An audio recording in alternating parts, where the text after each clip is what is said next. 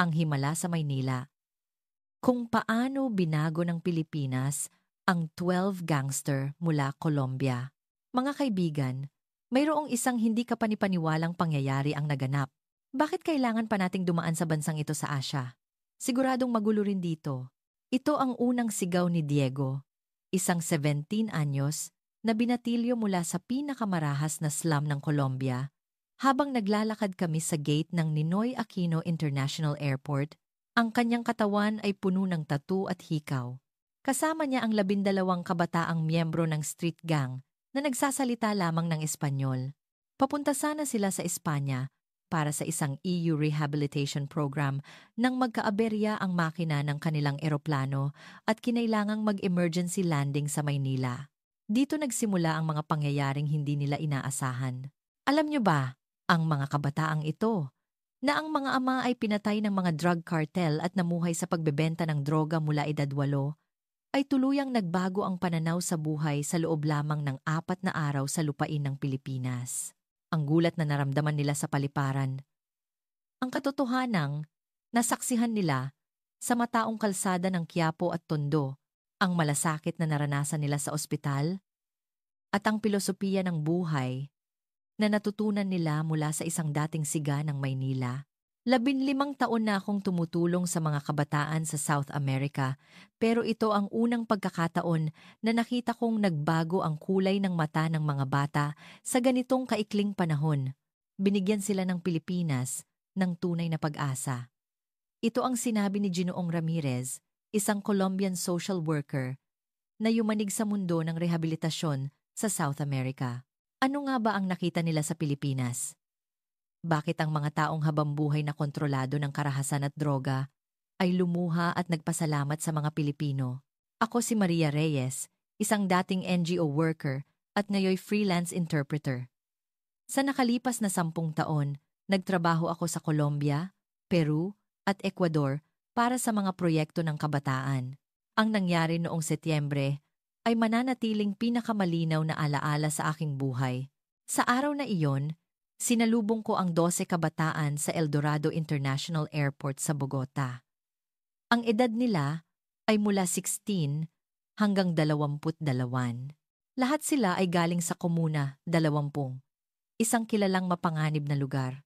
Ang leader nila, si Carlos, 20 anyos, ay nawalan ng ama dahil sa barilan ng kartel at naging drug runner mula edad 10. Ang pinakabata, si Diego, 17 anyos, ay nalulong sa cocaine noong siya ay 8 taong gulang pa lamang. Espesyal ang kaso nila. Pinili sila para sa isang programa kung saan mananatili sila sa Madrid, Spain, ng 6 na buwan para sa vocational training. Sumakay kami sa Qatar Airways Flight QR251, ngunit habang nasa himpapawid, nagkaroon ng aberya. Inanunsyo ng kapitan na kailangan naming lumapag sa pinakamalapit na ligtas na paliparan dahil sa problema sa makina. Nagpanik ang mga bata. Nanginginig na nagtanong si Diego, "Mamamatay na ba tayo?" Ang ilan ay nagdasal sa kanilang mga rosaryo. Ayon sa kapitan, ang pinakamalapit na paliparan ay ang Maynila sa Pilipinas. Pilipinas? Naguluhan ang mga bata. Ang alam lang nila sa Pilipinas ay si Manny Pacquiao at ang mga balita tungkol sa bagyo. Akala nila ay isa itong magulong bansa na katulad lang ng pinanggalingan nila. Alas, ayos ng gabi nang lumapag kami sa NAIA. Ang unang impresyon nila ay pagdududa. Mainit at mukhang maraming tao. Reklamo ni Miguel, pero nang pumasok kami sa terminal, nagsimula ang unang sorpresa. Sa immigration, sinalubong kami ni Ginoong Cruz, isang opisyal ng paliparan. Sa halip na masungit na tingin, binati niya kami ng isang malawak na ngiti. "Magandang gabi po. Pasensya na sa abala sa inyong biyahe. Gagawin namin ang lahat para maging komportable kayo habang nasa Pilipinas." Kahit sa Ingles niya sinabi at isinalin ko sa Espanyol, damang-dama ng mga bata ang sinseridad. Sa Colombia, sanay silang tingnan ng masama dahil sa kanilang itsura. Pero dito, tinawag silang sir at ginagalang. Bulong ni Carlos sa akin. "Bakit ang babait nila? Hindi ba nila nakikita ang mga tattoo natin?" Mukha kaming kriminal pero ngumingiti sila. Naging mabilis ang proseso. Walang nanghusga. Sa baggage claim, lumapit ang mga staff at nag-alok ng tulong. Ako na po ang magbubuhat, sir. Sabi ng isang porter na tinawag kaming kaibigan. Ang pinaka-emosyonal na tagpo sa paliparan ay nanginig ang kamay ni Diego dahil sa withdrawal symptoms. Dahil sa stress ng flight, inaatake siya ng pananabik sa droga. Dinala namin siya sa klinik ng paliparan. Doon, inasikaso siya ni Nurse Joy. Kahit hindi sila nagkakaintindihan, hinawakan ni Nurse Joy ang kamay ni Diego. Pinunasan ang pawis nito. At paulit-ulit na sinabing, "Okay lang yan, anak. Andito kami." Tumulo ang luha ni Diego. Walang nag-alaga sa akin ng ganito kahit kailan. Bakit parang pamilya kong tratuhin nila ako? Sakay ng van papuntang hotel sa Makati, iba ang nakita nila sa bintana. Inakala nilang magulo ang Maynila, pero namangha sila sa mga ilaw ng mga gusali sa BGC at Makati na hinaluan ng tanawin ng mga simpleng pamilyang nagtatawanan sa bangketa. Tingnan mo sila! Turo ni Miguel sa mga batang naglalaro sa ulan sa tabi ng kalsada. Wala silang pera, pero bakit ang saya-saya nila? Sa Pilipinas, ang tawag dito ay diskarte at pag-asa. Kahit mahirap ang buhay, nakukuha pa ring ngumiti ng mga Pilipino. Ito ang unang kultura na yumanig sa kanila. Sa Medellin, ang kahirapan ay katumbas ng galit. Sa Maynila, ang kahirapan ay nilalabanan ng pagkakaisa. Pagdating sa hotel, muli silang nagulat. Ang mga staff ay sumalubong na may mabuhay at inabutan sila ng welcome drinks. Nang malaman ng receptionist na gutom na sila, nagpadala ito ng extra na pagkaing Pilipino adobo at sinigang ng libre. Hospitality po namin ito, sabi ng staff. Sa loob ng elevator, tinanong ako ni Carlos. Maria, bakit ganito? Sa amin, kailangan mong maging matapang para igalang.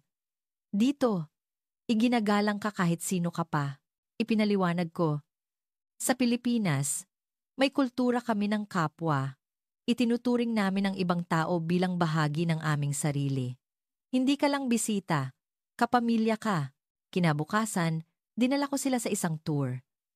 Hindi sa mga mall, kundi sa Intramuros at Quiapo, para maramdaman ang totoong Maynila. Sa isang karinderya sa Quiapo, kumain kami. Nagulat sila na sa halagang 100 pesos, busog na sila. Pero mas nagulat sila sa nakita nila. Isang tricycle driver na tinulungang tumawid ang isang matanda at mga estudyanteng nagmamano sa mga nakatatanda. Ang respeto dito. Ibang klase. Manghang sabi ni Alejandro. Walang nagsisigawan. Kahit siksikan. Habang naglalakad kami sa Quiapo, nakilala namin si Tatay Berto, 55 anyos. May maliit siyang tindahan ng anting-anting at herbal na gamot. Pero ang totoo, siya ay dating leader ng isang gang sa Tondo at nakulong ng 10 taon. Mga dayuhan ba kayo? Mukhang mabibigat ang dala niyo sa dibdib ah, sabi ni Tatay Berto. Sa pamamagitan ko, nang malaman ng mga bata ang kwento ni Tatay Berto, nakuha nito ang atensyon nila.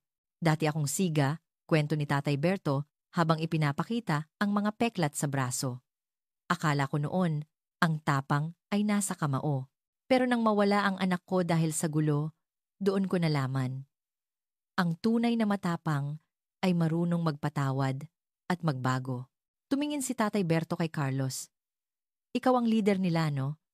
Tandaan mo, ang tunay na leader, dinadala ang tropa sa liwanag, hindi sa hukay. Sa unang pagkakataon, nakita kong lumambot ang mukha ni Carlos. Naramdaman niyang naiintindihan siya ng matandang ito. Sa Pilipinas, ang tawag dito ay pagdamay. Sa ikatlong araw, nagkaroon ng emergency.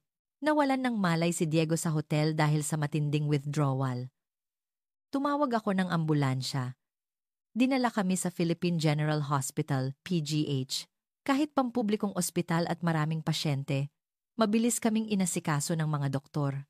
Dito namin nakilala si Dr. Santos. Ipinagtapat niya sa amin. Galing din ako sa hirap sa Tondo. Muntik na akong maligaw ng landas, pero may tumulong sa akin. kaya naiintindihan ko kayo. Ginamot nila si Diego ng may dignidad. Sinabihan sila ng administrasyon ng ospital. Huwag niyo munang intindihin ang bayad. Ang buhay ng bata ang mahalaga. Tutulungan namin kayong makahanap ng pondo sa mga charity foundations. Naiyak si Diego. Sa amin, kung wala kang pera, hahayaan ka lang sa gilid. Dito, mahalaga ang buhay ko. Binigyan pa si Diego ni Dr. Santos ng listahan ng mga exercises at breathing techniques na pwede niyang gawin para labanan ang addiction. May pag-asa ka pa. Hiho, hindi pa tapos ang laban, sabi ng doktor. Sa huling gabi, dinala ko sila sa isang simpleng community center sa Tondo na pinapatakbo ng Gawad Kalinga. Nakita nila ang mga dating adik at tambay na ngayon ay nagtutulungan sa paggawa ng mga bahay at pagtatanim. Nakilala nila si Kuya Dante, isang dating drug user na ngayoy community leader. Hindi namin itinatago ang nakaraan namin, sabi ni Kuya Dante. Pero dito sa Pilipinas, naniniwala kami sa second chance. Basta, handa kang magbago, sasalubungin ka ng komunidad. Nakita ng mga Colombian boys na ang mga kabataang Pilipino, kahit mahirap, ay puno ng pangarap. Naglaro sila ng basketball sa kalsada Colombians versus Filipinos. Walang wika ang kailangan, tawa lang at pawis. Sa court na iyon, nawala ang pagiging gangster nila. Naging mga bata lang silang muli. Bago kami umalis patungong airport kinabukasan, iba na ang aura nila. Maria, sabi ni Carlos habang nasa van.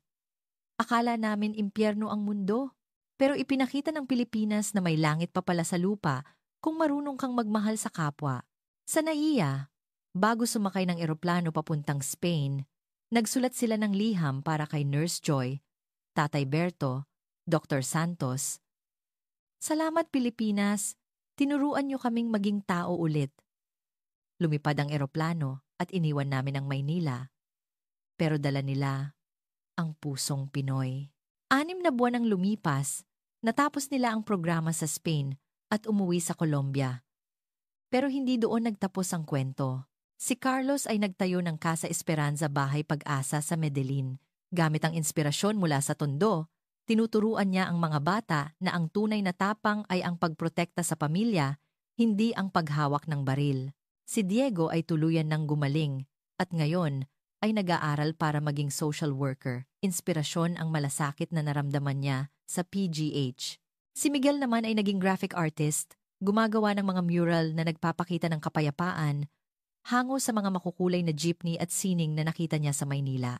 Dahil sa tagumpay nila, nagpa siya ang gobyerno ng Medellin na makipag-ugnayan sa mga NGO sa Pilipinas para gayahin ang community-based rehabilitation program na nakita nila, plano nilang magpadala ng mga kabataan sa Maynila taon-taon para maranasan ang Filipino hospitality at matuto ng pagbabago. Sinasabi na ang Pilipinas ay bansang mahirap sa salapi, pero mayaman sa puso. Napatunayan ito ng 12 kabataang Colombian. Sa loob ng 4 na araw, hindi mga gusali o teknolohiya ang nagbago sa kanila, kundi ang simpleng ngiti, ang mainit na, "Kain po tayo," at ang walang sawang pag-asa ng mga Pilipino. At hanggang ngayon, sa isang pader sa NAIA, kung titingnan nyo ng maigi ang Freedom Wall, mayroong nakasulat sa Espanyol, "Gracias Filipinas. Dahil sa inyo, buo na kami ulit." Dito nagtatapos ang kwento. Ang 12 gangster na naligaw sa Maynila at natagpuan ang kanilang mga sarili. Kung naantig kayo sa kwentong ito ng pag-asa at pagbabago, huwag kalimutang i-like at mag-subscribe para sa marami pang kwento ng inspirasyon. Maraming salamat po.